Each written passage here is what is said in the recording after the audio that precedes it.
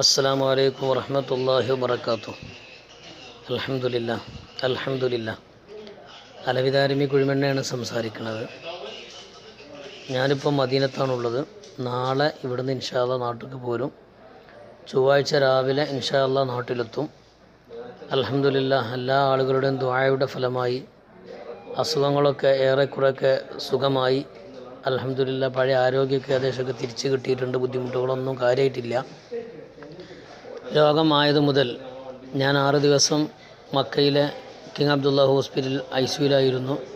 വളരെ സീരിയസ് ആയിരുന്നു സംഗതി തുടക്കത്തിൽ. പക്ഷേ ഉംറയ്ക്ക് വന്ന ആളുടെ ദുആ, ബഹുമാനപ്പെട്ട സമസ്ത കേരള ജമിയത്തുൽ ഉലമയുടെ നേതാക്കന്മാരുടെ ദുആ, നമ്മുടെ പ്രവർത്തകന്മാരുടെ ദുആ, അതുപോലെ തന്നെ സഹപ്രവർത്തകന്മാർ, സമസ്തയെ സ്നേഹിക്കുന്ന ആളുകൾ എല്ലാവരുടെയും അകമഴിഞ്ഞ ദുആ പല ഭാഗത്തും നടന്നു എന്നറിഞ്ഞു.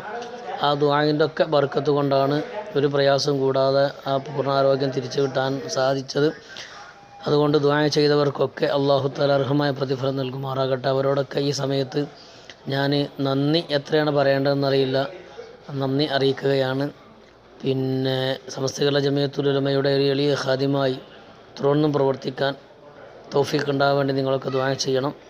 ഞാൻ ഡിസംബറിലും ജനുവരിയിലൊക്കെ ഒരുപാട് പരിപാടി ഏറ്റിരുന്നു. ഡിസംബർ വരെയുള്ള പരിപാടി ഇൻഷാ അല്ലാഹ് തൽക്കാലം നിർത്തിവെക്കുകയാണ്. ഇൻഷാ അല്ലാഹ് ജനുവരി മുതലുള്ള പരിപാടികളൊക്കെ സജീവമാകും. ഒരിക്കലും ഞാൻ തിരിച്ചു വരില്ല എന്ന് ആഗ്രഹിച്ച ഒരുപാട് ആളുകളുണ്ടായിരുന്നു. ഇനിയും തല പൊന്തിക്കൂല എന്നൊക്കെ പറഞ്ഞ ആളുകളുണ്ടായിരുന്നു. കാര്യങ്ങളൊക്കെ നമ്മളല്ലല്ലോ തീരുമാനിക്കണം, അള്ളാഹുവിൻ്റെ അടുത്തല്ലേ കാര്യങ്ങളൊക്കെ ഉള്ളത്. അപ്പോൾ ഏതായാലും സമസ്ത ഒരു ഇലാഹിയ സംഘടനയാണെന്നും സമസ്തയുടെ പ്രവർത്തകന്മാരുടെയും നേതാക്കന്മാരുടെയും ഉസ്താദന്മാരുടെയൊക്കെ ദുആക്ക് ഫലമുണ്ടെന്നും ഈ സംഭവം തെളിയിച്ചിരിക്കുകയാണ്.